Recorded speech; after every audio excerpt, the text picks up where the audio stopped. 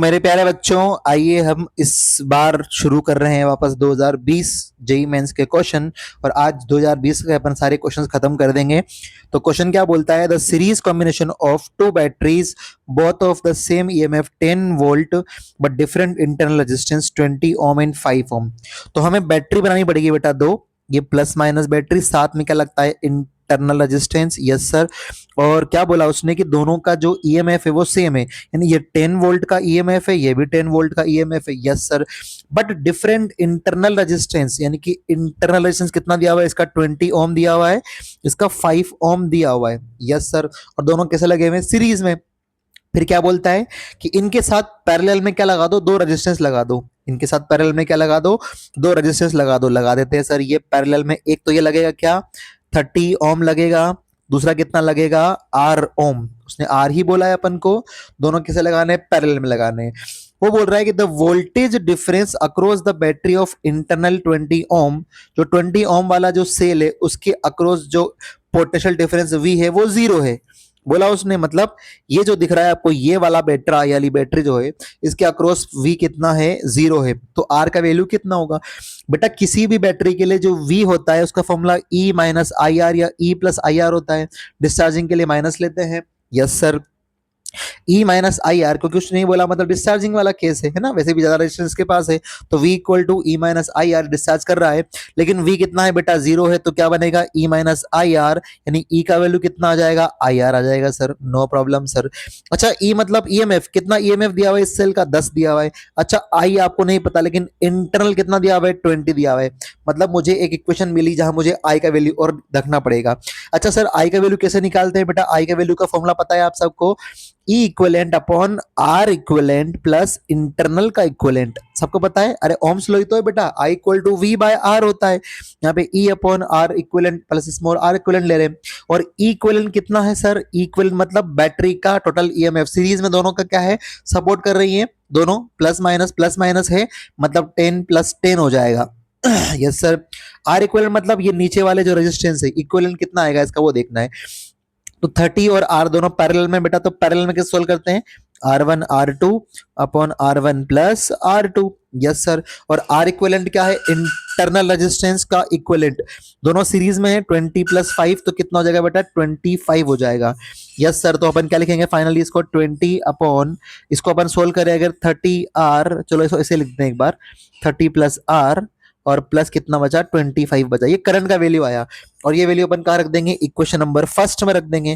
तो क्या आएगा, यहां से देखो इक्वेशन नंबर फर्स्ट से 10 इक्वल टू आई, आई का वैल्यू कितना आ रहा है, ये रहा 20 upon 30R upon 30 plus R, LCM ले लूं अगर मैं, तो क्या बनेगा मेरे पास, ये पूरा 30 प्लस आर एलसीएम ले लेंगे तो 30 प्लस आर, और ये बनेगा अपने पास प्लस 25 इंटू 30 प्लस आर, ये आ जाएगा अपने पास। ठीक है। Yes sir. तो एक जीरो जीरो कैंसिल हो गया। Yes sir. अच्छा, एक चीज बच रही है, इंटू 20 भी तो है ना। हाँ, ये तो आई का वैल्यू रखा है मैंने बेटा पूरा ये, लेकिन पीछे क्या बच रहा है, 20 बच रहा है, जो इंटरनल रेजिस्टेंस है उस वाले का 20। ठीक है सर। तो एक जीरो जीरो कैंसिल हो गया, नो प्रॉब्लम। अब आगे बात करें तो क्या लिखेंगे बेटा, यहाँ पे इसको ऊपर लेके जाते हैं, तो ये तो हो जाएगा 1, इधर बचेगा 20 इंटू 2 40 हो जाएगा, और 30 प्लस आर यहाँ आ जाएगा। Yes sir. और इसको इधर इधर लिखेंगे तो कितना, 30R प्लस, इसको मल्टीप्लाई कर दूं मैं, 25 इंटू 3 75 होते हैं, और एक जीरो साथ में आ जाएगा, प्लस 25R हो जाएगा। इसको क्रॉस मल्टीप्लाई करेंगे बेटा, तो 30R प्लस 25R को 55R बोल सकते हैं। Yes sir. प्लस कितना बचेगा, 750 बचेगा, इज इक्वल टू, इसको भी मल्टीप्लाई करेंगे अंदर, तो 4 3 12 और 2 जीरो फ्री आ जाएगा, प्लस 40R हो जाएगा। Yes sir, no problem. अब क्या करना है, अब माइनस करना है, 55 में से 40 गए तो कितने बचेंगे सर, 15 बचते हैं, इतना हमें मैथ्स आती है। Yes sir. तो 55 माइनस 40 कितने बच गए, 15 बच गए, इज इक्वल टू 1200 में से क्या माइनस कर देंगे, 750, तो कितना बचेगा, 450 बचेगा। Yes sir. तो मेरा आर का वैल्यू कितना आएगा, 450 डिवाइड बाय 15, और 15 से कट करेंगे बेटा, 15 से 3 बार कट करेंगे, पीछे जीरो बचेगा, यानी जो रेजिस्टेंस है वो कितना आ गया, 30 ओम आ गया। और मेरे पास जो क्वेश्चन है वो इंटीजर है, आर का वैल्यू ही पूछा था, कितना लिखेंगे, 30 ओम, 30 ओम रख देंगे। तो ये मेरा आंसर कितना आ गया, 30 ओम। तो मैंने कुछ नहीं किया, V equal to E minus I R लगाया, वहां से करंट का वैल्यू रखा और सीधा आंसर आ गया। ठीक है सर, नो इशू, बहुत बढ़िया। अगला क्वेश्चन क्या बोलता है, current I1 flowing through 1 ohm in the following circuit. ये जो I1 का वैल्यू है वो कितना होगा ये पूछ रहा है। अरे सर बहुत आसान है, मेरा सब अलग अलग तरीके से बताते हैं, मेरा तरीका अगर आप देखेंगे तो आपको जल्दी समझ में आएगा। देखिए क्या बोलता है। सबसे पहले अपन क्या करते हैं बेटा, इन दोनों को जो दिख रहा है आपको दोनों किस में है, ये दोनों पैरेलल में है, तो पैरेलल में सोल्व करेंगे बेटा। 1 और 1 का पैरेलल कितना होगा, 1/2 होगा सर। बिल्कुल सर। और ये जो 1 और 1 का पैरेलल जो आएगा 1/2, वो 2 के साथ किस में आ जाएगा, सीरीज में आएगा सर। तो ये क्या बन जाएगा मेरे पास, ये बनेगा 2 + 1/2 दैट मीन्स 5/2 बनेगा सर। Okay sir. तो ये दोनों किस में आ गए, सीरीज में आए, ये 5/2 हो गया। और नीचे भी कितना है बेटा, 2 ओम है मेरे पास। Yes sir.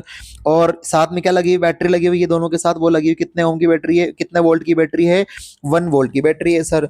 तो बेटा अगर आप देखें तो दोनों किस में आ गए वापस, ये पैरेलल में आ गए सर। और पैरेलल में सोल्व कैसे करते हैं, R1 R2 upon R1 plus R2। Yes sir. ये R इक्विवेलेंट निकल जाएगा मेरे पास।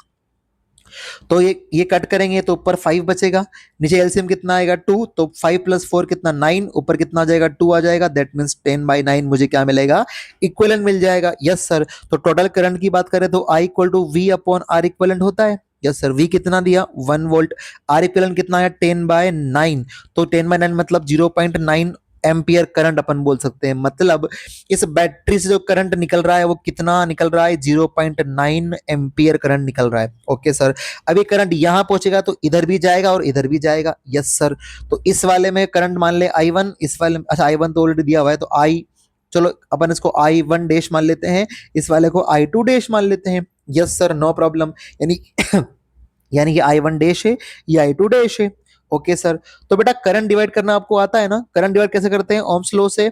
I1 अपॉन I2 डैश की बात करेंगे तो R2 अपॉन R1 आता है।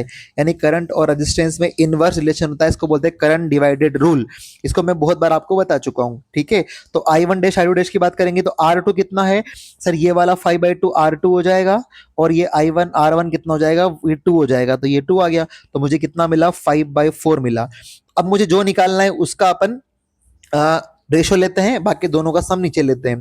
देखो मुझे चाहिए I1, और I1 की यहाँ कौन सा करंट मिल रहा है, I2 डैश जा रहा है, तो क्यों ना हम I2 डैश निकाल लें। I2 डैश निकालेंगे बेटा तो उसके सामने कितना कितना रेशो है 4, और दोनों का सम कितना है 4 + 5 9, और टोटल करंट कितना आया बेटा 9/10 आया। बिल्कुल सर।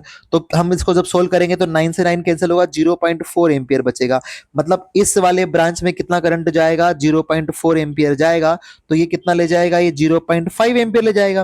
टोटल कितना है 0.9 है ना, तो 0.4 वो ले गया तो कितना ले जाएगा, 0.5 ले जाएगा। अब यहाँ पे जब 0.4 एम्पियर पहुंचा बेटा, तो आप देख पा रहे हैं कि इधर दोनों में एक और एक ओम है, दोनों पैरेलल में। जब रेजिस्टेंस सेम है तो करंट आधा आधा डिवाइड होता है, मतलब ये 0.2 एम्पियर ले जाएगा और ये भी 0.2 एम्पियर ले जाएगा। और आपसे पूछा क्या है, I1 इज द पूछा है, और I1 कितना है बेटा 0.2 एम्पियर है। मतलब मेरा आंसर क्या आ जाएगा, ऑप्शन नंबर सी आ जाएगा। समझ पा रहे हैं मेरे बच्चों, यस सर बिल्कुल समझ गए। क्या है अपने पास आंसर, 0.2। क्यों आया, रेजिस्टेंस जब सेम है तो करंट आधा आधा डिवाइड होगा, वरना अगर आधा डिवाइड नहीं होता तो आप वापस क्या लगाते, ये वाला रेशो लगाते और सोल्व कर लेते। जब करंट सेम है तो रेजिस्टेंस सेम है तो करंट भी आधा डिवाइड होगा, 0.4 का आधा कितना हो जाएगा 0.2 और 0.2, और आपसे Y1 ही पूछा है, I1 कितना जाएगा 0.2 आ जाएगा। बहुत बढ़िया सर। चलो अगला क्वेश्चन क्या बोलता है, in the given diagram a wire is joining with B to D, then current in this wire, इस वायर में BD में कितना करंट होगा। देखिए बच्चों, अगर ये व्हीटस्टोन होता तो इसमें करंट 0 हो जाता, जो कि ऑप्शन नंबर डी आपको दिया भी है। मैं चेक करूं तो 1/2 = 4/3 कभी इक्वल नहीं होते हैं बेटा, मतलब इसमें 0 तो कभी नहीं आएगा। तो तुक्का नहीं लगाना है बेटा, व्हीटस्टोन हर बार नहीं लगेगा। तो ये अनबैलेंस व्हीटस्टोन ब्रिज सोल्व कैसे करते हैं देखिएगा। देखो मेरे बच्चों, कि अगर मान लो बात करें, इसको रेजिस्टेंस को, ये 1 ओम है और नीचे कितना 4 ओम है, इनको मैं दोनों को पिन अप कर दूं बी और डी को, तो ये ऐसे लिख सकते हैं अपन 2 ओम ये आ जाएगा, और यहाँ पे पास 3 आ जाएगा। अब आप देख पा रहे हैं ये दोनों किस में पैरेलल में, तो R1 R2 upon R1 plus R2, और ये दोनों किस में पैरेलल में, तो R1 R2 upon R1 plus R2। फिर दोनों सोलो की किस में आ जाएंगे, सीरीज में आ जाएंगे, तो डायरेक्ट अपन इसको ऐड कर सकते हैं। तो 4/5 प्लस 6/5, जब 5 एलसीएम लेंगे तो 4 + 6 कितना हो जाएगा बेटा 10/5, मतलब कितना आ जाएगा 2 ओम आ जाएगा। यानी कि मुझे कितना मिला, इक्विवेलेंट का वैल्यू 2 ओम मिला। तो करंट कितना होता है, I equal to V by R equivalent होता है, यस सर। तो वी कितना है 20 है सर, आर इक्वलेंट कितना आया 2 आया, मतलब कितना करंट आएगा बेटा 10 एम्पियर आएगा। मतलब इस ब्रांच में कितना करंट जा रहा है 10 एम्पियर करंट जा रहा है यहाँ से, ठीक है, यस सर। अब बेटा जब 10 एम्पियर करंट यहां से आया तो कुछ करंट ये ले जाएगा, कुछ करंट ये ले जाएगा, तो सर करंट का डिवाइड कैसे करें? तो बेटा आ सब अभी तो लिखा था अपन ने पहले वाले क्वेश्चन में I1 upon I2 equal to R2 upon R1। अगर ये I1 है, ये I2 है, तो ऊपर वाला R1 नीचे वाला R2, तो R2 कितना 4, R1 कितना 1, है ना, उल्टा लिखेंगे। तो मुझे I1 चाहिए तो उसका रेशो कितना 4, दोनों का सम कितना 5, टोटल करंट कितना 10 एम्पियर, तो कितना बचेगा ये 8 एम्पियर आएगा। मतलब ये वाला ब्रांच कितना करंट ले जाएगा 8 एम्पियर, तो बचा कितना 2 एम्पियर, वो कौन ले जाएगा ये ले जाएगा, यस सर। यहां तक 8 एम्पियर ही चल रहा है, यहाँ पे 2 एम्पियर चल रहा है। अब आगे बात करें बेटा इधर, तो ये वही चीज आ गई ना, मतलब ये ऐसे बनाए तो ये 4/5 रख चुका है ये दोनों सोलो करके, और ये वाला भी कितना रख चुका है 6/5 रख चुका है, यस सर। और आप जानते हैं सीरीज में करंट सेम होता है, यानी कि यहाँ पे 10 एम्पियर करंट आएगा, मतलब यहाँ भी कितना करंट जाएगा 10 एम्पियर ही जाएगा। मतलब इस ब्रांच में 10 एम्पियर करंट को डिवाइड करना है। और जो 6/5 थे वो किससे बना था, वो बना था मेरे पास ऊपर 2 ओम से, नीचे 3 ओम से बना था, यस सर। और यहाँ से कितना करंट जा रहा है 10 एम्पियर जा रहा है। अब 10 एम्पियर को डिवाइड करना है तो वही करेंगे I1 upon I2 equal to R2 upon R1। R2 कितना है बेटा 3 और R1 कितना है 2। तो जब अपन को सोल्व करेंगे करंट वैल्यू तो I1 निकालूंगा तो I1 कितना आएगा, उसका रेशो 3 और दोनों का सम 3 + 2 5, और टोटल करंट कितना है 10 है, तो ये कितना हो जाएगा 6 एम्पियर हो जाएगा।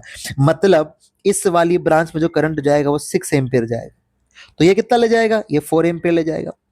अब सारे रास्ते खुल गए, देखो 8 एम्पियर यहां से चला था और 6 ये ले गया, तो ये कितना ले जाएगा 2 ले जाएगा क्या? अरे किरचॉफ ने ये तो कहा था आने वाला करंट इक्वल टू जाने वाला करंट, है ना। तो 8 एम्पियर यहां से आया तो 6 ये ले गया, तो ये कितना ले जाएगा 2 ले जाएगा। सिमिलरली यहाँ देखो ये 2 एम्पियर लेकर आया, ये 4 हो गया, तो यहाँ से कितना आया होगा 2 ही तो आया होगा बेटा, बिल्कुल सर। और आपसे पूछा गया कि बीडी में कितना करंट होगा, तो सबको दिख रहा है कितना करंट होगा बीडी में 2 एम्पियर करंट होगा, और 2 एम्पियर ऑप्शन नंबर बी में आ रहा है। तो ये मेरा आंसर हो चुका है। आप आराम से सोल्व कर सकते हैं इस क्वेश्चन को, 2 बार मैंने करंट डिवाइडर रूल सोल्व किया है। चलिए अगला क्वेश्चन आपका 2021 का शुरू हो चुका है, आप इसको लिखिए, देखिए और इसका आंसर कमेंट में दीजिए। तो कल अपन 2021 के क्वेश्चन शुरू करने वाले हैं, तब तक के लिए bye bye, good night, see you.